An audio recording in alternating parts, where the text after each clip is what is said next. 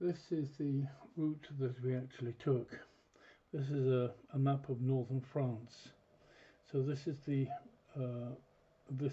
area in general here around Saint-Malo. There's Cherbourg, there's Le Havre, Calais is up here just over the coast from England. So that enables you to place everything. So we started off in the Rance, further south than where the point of this knife is. A place called Plouay-sur-Rance, and then we went up north, and through these various bits and pieces here, and we ended up at the electric generating dam, the barrage automatrice of EDF, Électricité de France.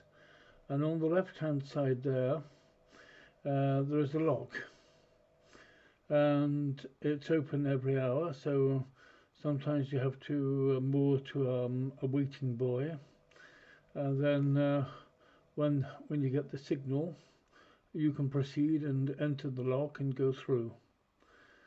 So we went past the Bay of Saint-Solidour.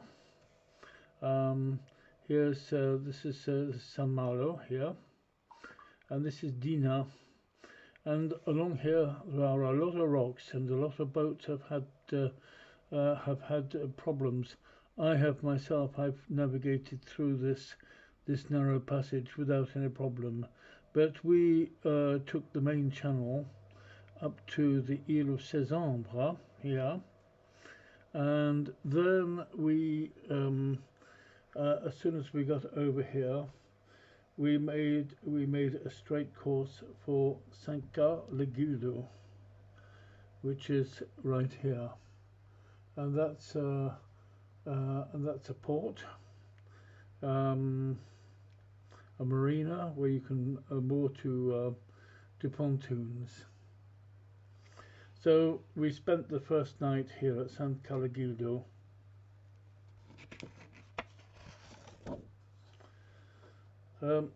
Saint-Cas-le-Guildo is right over here, and we went round the headland across this water here, which is mostly inaccessible to boats.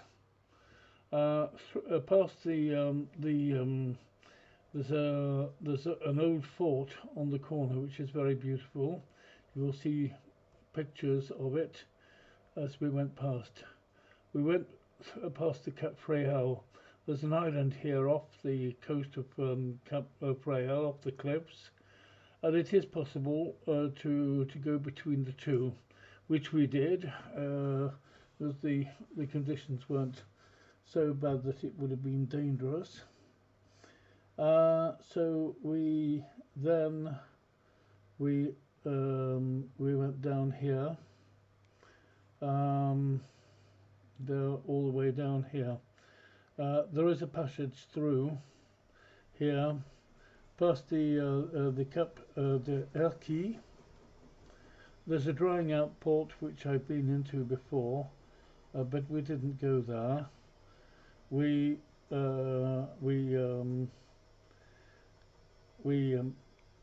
made the decision to go straight for the other side, which is quite a long way, and mostly against the wind. Turn this over, have it the right way up. So we went from this side here, and we went straight across, or more or less northwest, and I went round the north of these rocks to go to Saint-Quay-Pontrieux, and for some reason I can't remember exactly why, Frédéric, he went round the south, and I think he wanted to tack because there was a wind like that, so he was tacking, and so and I just shoved the engine on and forced my way through the waves. So I came in from the north, he came in from the south. We found each other. We managed to contact each other on the VHF. So we spent our second night at Saint-Quay-le-Pontrier there. And then the next day we would go up north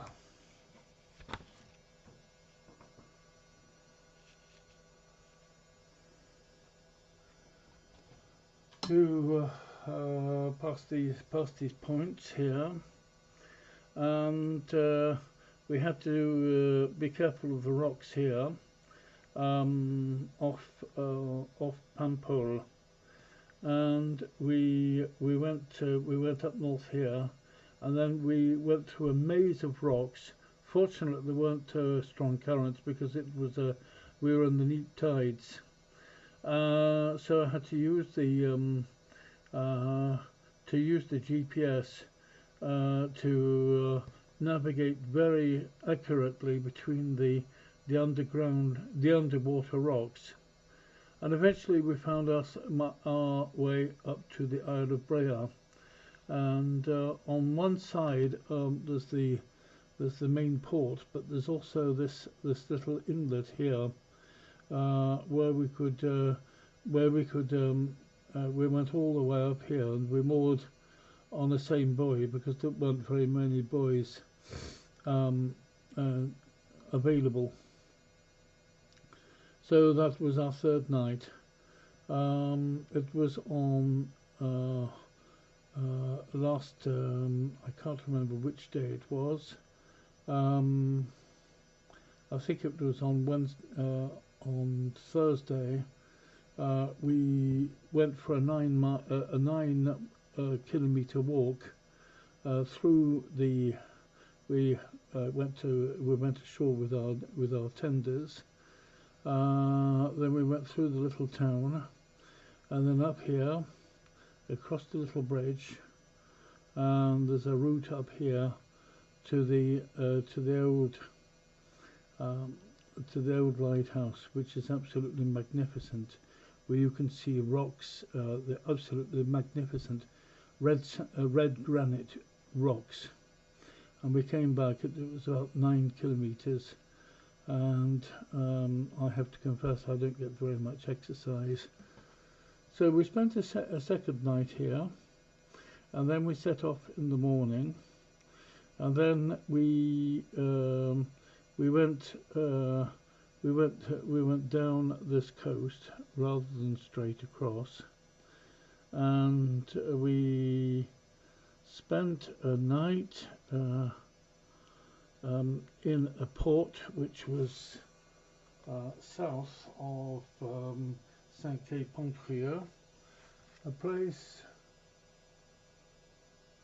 called Binic. And that was a drying out port, except we had to be up. I actually woke up about 4 o'clock in the morning and started getting the boat ready. We could actually be away at 7 o'clock in the morning, which is what we did. And then we went sort of along the coast, this sort of way, and then up towards the Cap de Fraial. So I'm going to, yes, here we are. And then we came across here, and we went past the Cap de Erquy, and because we got up very early in the morning, we found a reasonably quiet bay in which we could actually just along here. We anchored the boats and we got a good siesta. Once we were sure that the anchors would hold, because there was still quite a lot of waves, and there was quite a regular swell and quite a lot of wind. But the anchors didn't drag, so we're okay. And so we continued our way and bit the bullet to go to the Cap Frail. And this was pretty awful. This was a lot of following sea and deep troughs between the waves. And we came past, between the island and Cap Frail, there was a passenger boat coming towards us, and we started to become very afraid, because very often those boats, they go full speed and you get their wakes that mix with the natural waves, and that can be very dangerous. But this boat actually went very slowly, obviously to show the passengers the beautiful cliffs, and as I mentioned in the video, cliffs to inspire any romantic. So we came back down here, we came across, and we decided to go back to St. Calagudo. The return from St. Calagudo was in fact very simple. We took a straight course to go to the Isle of Saint Brieuc. Oh gosh, it's not easy to find it on this map. Here we are. And then we followed the Cardinal Buoys. We went through the starboard and port Cardinal, the Channel Buoys, and then round the north, the north channel, the south Cardinal, and we got into the main channel to come down to Saint Malo. And then we went straight down and waited at the lock until we were called to go through the lock. Then we went through the lock and then straight down. We went to visit Saint-Suliac, which is off the chart here. Very, very nice little village. And then we went back to Rance. We spent the night moored to a buoy, and then we hauled the boats out this morning and came back home. There's Frédéric, and there's Saint-Suliac behind. We're going to go and moor for a little while to put some more clothes on. We're not very far away from St. Calagudo, which is just before the boat. There's a big long beach, and then there's a kind of clump to the right of the beach, and that's where the port is of St. Calagudo. And then there's some lovely little islands here, and it's a very lovely part. The tide is out, so those islands over there are all joined together. But we're not going in there today. We're going to go straight to St. Calagudo, doing about 3 knots. So the wind has dropped quite a lot, but still got some wind, and the sea's not too bad. There's the Cap Frail over there, that lovely cliff that I accompanied last year to Finkel's Cave by Mendelssohn. I don't know if I will play music with this video or not. We'll see how it goes. It's all very, very beautiful. The sun shining on the water like that, and these wispy clouds. First nice day after the second half of July and beginning of August, where we had two big storms, one last Wednesday and then on Saturday, and so I think a lot of people are breathing sighs of relief as they get back in their boats or go out to the beach or do whatever they do when they're on holiday. So there we are. Frédéric has got quite far behind, but he's taken his jib down. It's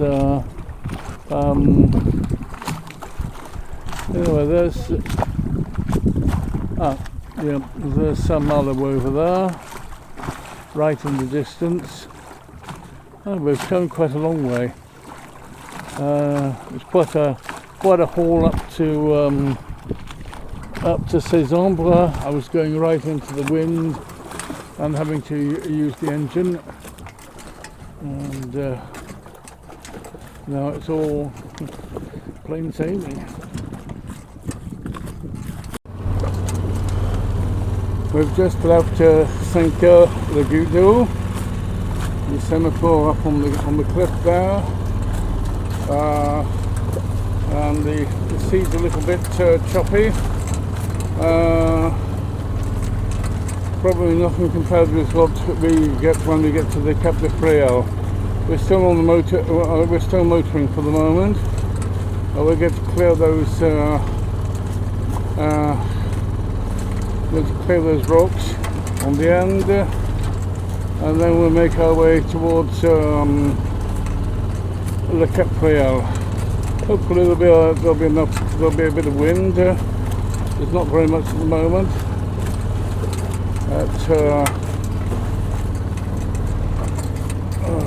Frédéric's still motoring too. So I'll leave off here. Across the bay is the Cap Fréal. There's a lovely old medieval castle on the end of one headland, and then beyond is the Cap Fréal with a lighthouse and semaphore on top. And I'm now under sail. I think maybe pulling the jib a little bit, and doing rather slowly, but. Yes, Frédéric's shot off ahead, but I'll catch him up in one way or another, either by sail or by motor. A bit more wind. Oh, that's very nice. That's going to get me going.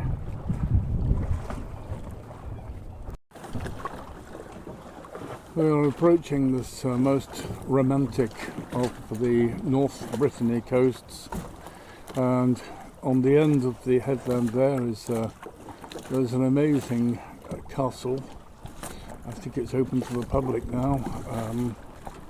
It was probably built against always the same enemy, le perfide Albion, as the French say, and so they defended themselves very well against the English invaders. And then Cap Fréal, we're approaching slowly. There's a very, very slow beam wind. There's a lighthouse up on the top, and we're going to go past the end, and probably about the time we get there it's going to be about high tide, and I think we're already in the slack, because otherwise we've got some current against us, but they're going to be less and less, and then we'll have the currents in our favour as we go past the Cap Fréal. This is rather incredible bay. It's a long rectangle with a square end, and of course it's extremely shallow at the bottom end, so it's not really accessible to anything but the smallest boats. There are quite a few fishing boats out there, and yeah, so quite a few boats moored just by the castle. But we're going straight past the Cap Fréal, and then across the Baie of Saint Brieuc, straight out of Mendelssohn's Fingal's Cave. That is absolutely incredible. I've slowed down the engine so that I can be heard. There's the lighthouse and there's the semaphore at the end of the cliff. It's absolutely incredible. You have to be a romantic to appreciate it. And then some more if I can get under the sail. No, this is incredible.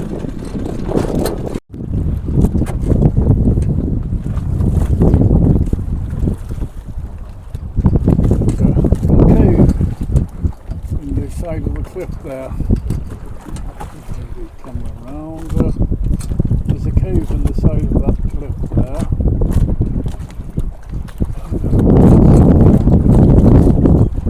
Very interesting rocks. I don't know what kind of stone it is. Basalt or I don't know what. Must be some cliff falls there. And people walking along the top. I have done this walk before to the lighthouse. It's very awesome, whether walking along the top or sailing where I am now.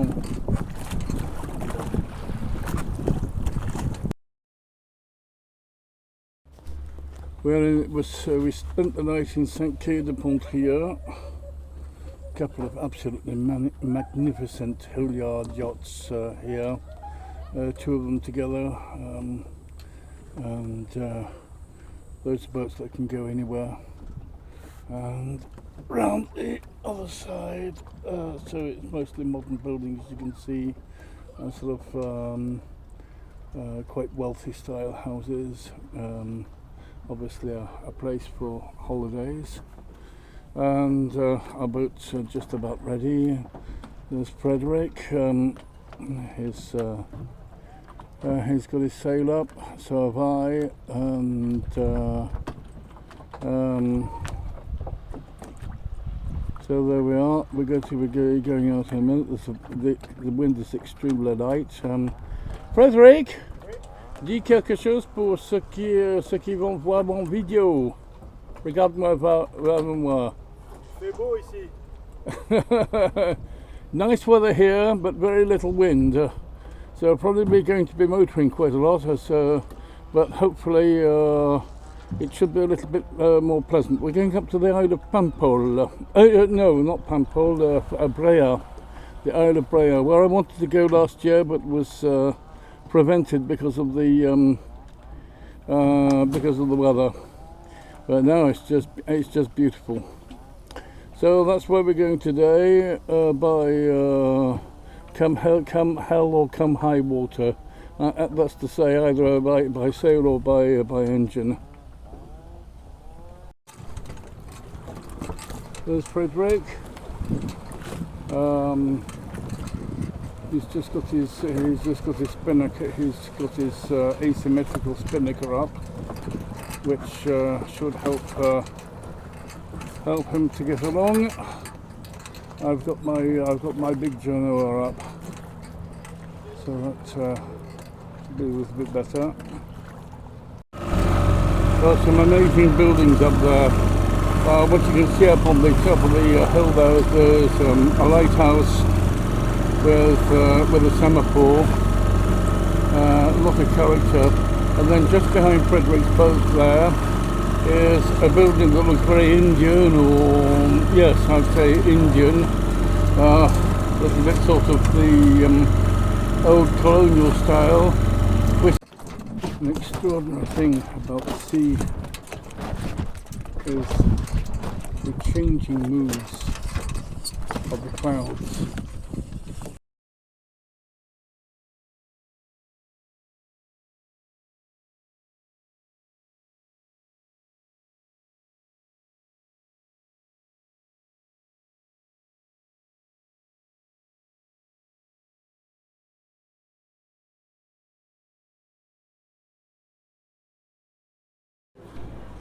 Thursday morning, 10th of August. We're now on the Isle of Bréhat. It's very touristy, and most of the houses are secondary residences. And it's about 11 o'clock in the morning, so we have the first loads of passengers from the big motorboat. But it's rather lovely. I wanted to come here last year and was unsuccessful. Now we've arrived. There are nicer places than this square. Over the other side is the church. You can see the bell tower under the tree. Now out of the little village in the middle, and we're on the north side of the North Island, and this is rather magnificent. Lots of flowers, and nice little house. A lot of these houses are owned by Parisians or other people of substance. Anyway, this is rather beautiful. This is the island, the North Island, which is rather lovely, and there are fewer houses. Well, there are some houses there, and it's above all farms, fishermen, and a little bit less urbanized. Voilà, sur le côté nord de l'île, il y a des gens qui passent, mais c'est superbe, une beauté. A little bay to one side of the North Island, completely wild, beautiful. We have arrived at the lighthouse of Perilous, which is on the north of the Isle of Bréhat, and this lighthouse was destroyed in the war, I presume by the Allies against the Germans, and then it was reconstructed in 1948 in this lovely rose-coloured granite. So I'm going to do a pan around this incredible coast. There are these almost cathedrals of rows of pink granite, and they go down to the water. Absolutely incredible. And then there are more of them here, and more. And over in the distance, that's the mainland, and lots of people swimming. The water is clear as anything here. There's absolutely no pollution, and the island is wild. At least this part of the island. Quite a lot of people because it's the summertime. So just enjoy this lovely scenery. And the stone, the rocks, the steep drop. I'm on the platform of the lighthouse, and then the lighthouse up here. And here the water swirling around the rocks, and then you can see where the water is very deep, and where the rocks are under the water as the tides are beginning to come in. We're up, and we are leaving the Isle of Bréhat. There's Frédéric behind me. Well, I'm moored at this rather nice little beach and fishing port. It's rather charming, and see if I can.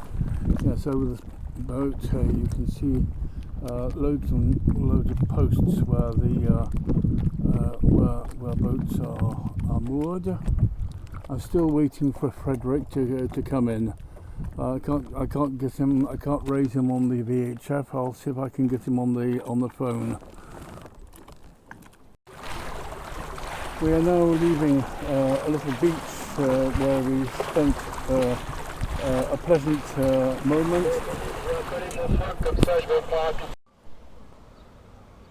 We have arrived in a rather interesting little port. There's some nice houses here. We're to the south of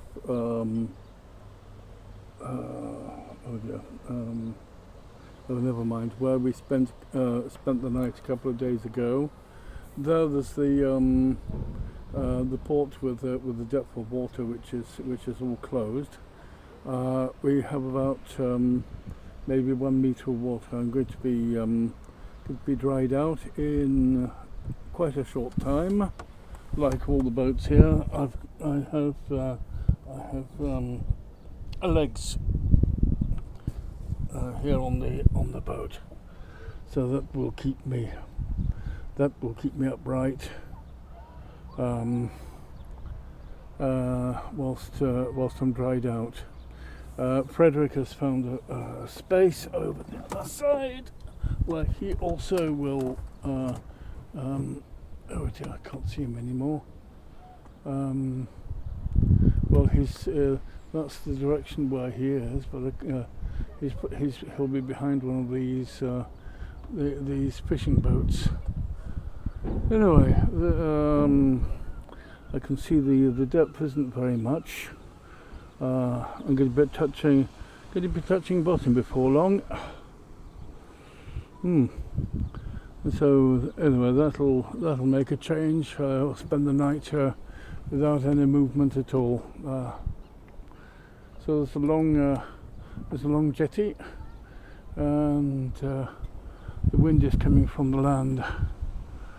So there we are. This is the earliest I've ever sailed in my life in the day. It's now 10 to 7 in the morning. We've just left that port there. We were forced by constraints of the tide. It was a dry out port, so we had to get out quite smartly. So there's Frédéric over there. The wind might whip up a bit during the day. We'll see how things go. We're crossing the bottom of the Baie de Saint Brieuc, so we're going up towards our quay, and we'll probably moor somewhere and have a bit of a siesta, and then take the Cap de Fréal. Being a low coefficient, being beneath tides, we shouldn't get too much chop, hopefully. Anyway, that's the land over the other side with the cloud over with a bit of wispy cloud. So it should be fine by the day, but the wind might be a bit strong at times. We might get some gusts. But for the moment, I'm on full sail. I will have to take a reef later on if possible, but well, for the moment the wind is about 10 knots constant and about 12 knots in the gusts. We're now approaching the Cap Fréal.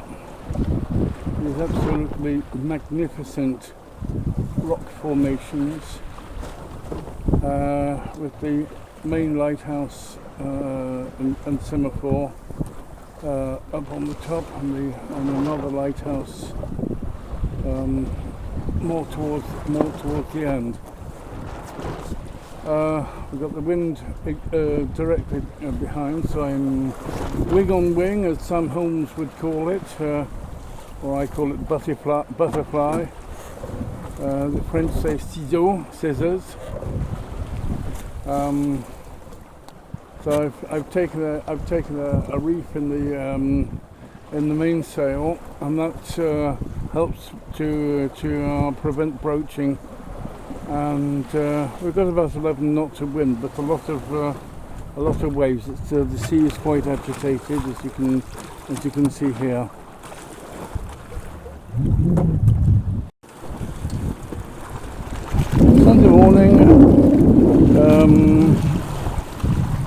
southwest wind, and we've just left St. Galigudo with Frédéric, and this is off on the starboard side. Doing about 4 knots, which is quite nice. We're going towards the Isle of Bréhat, which gives the indication for the channel to get into Saint Malo between the rocks, because it's quite low. It's getting towards low tide, so we've got to be very, very careful to steer a very accurate course. And then we're going to go past Saint Malo, and we're going to go into the Rance as soon as we can get a passage through the lock, and then we'll spend a nice quiet night at Saint Brieuc. Hopefully we'll get there soon enough to go and visit the church and a few nice little places. It's a lovely little village, and of course with the associations with the fishermen who did very dangerous jobs off the coast of Canada. Les terres neuves, they're called in French. We're now passing in front of the island of Saint Brieuc, and Frédéric is moving forward enough to be able to see what's on the isle. There's quite a lot of people land there. It's not always very easy, and there's a restaurant up there. I don't know if the restaurant keeper lives there, but anyway, most of the island is forbidden because of exploded bombs and so other nasty things the Germans left there at the end of the war. So you can't go everywhere. You can just go over a few parts of the island that have been cleared up. And we're now approaching Saint Malo.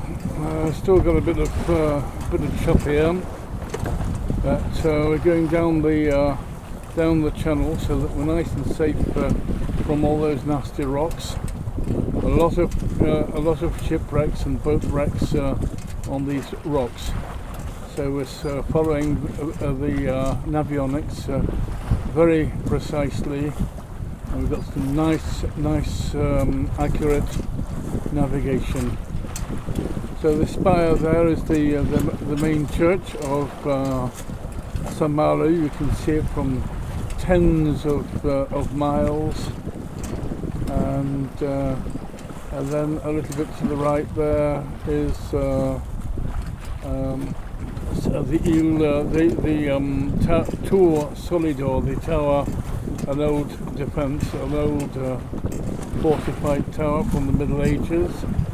And there's a little bay where you can go in, but we're going straight for the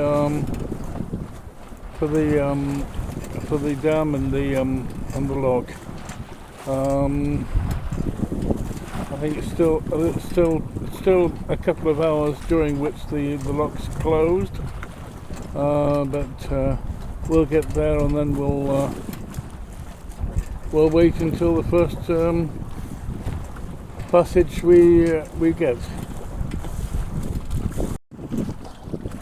Here's the rather fine scenery of Saint Malo, and we want a hell of a lot of boats. I hope we're not all wanting to go through the canal.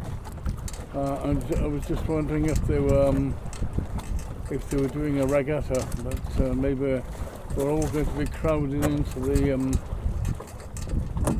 the lock. Well, they can't put us all in, but anyway, we'll see when we get there. Better put the engine on a bit. I'm a bit slow. We are now moored to the waiting buoys for the next time the lock gate will open. So there's a boat there in front of me. That boat there probably is also waiting. A few motorboats, and Frédéric is behind me. And there are two other boats who are mooring to waiting buoys. So might take another half an hour, whatever. A bit of Saint over there, and that's the Tour Solidor behind the blue boat, and then the big launch carrying passengers.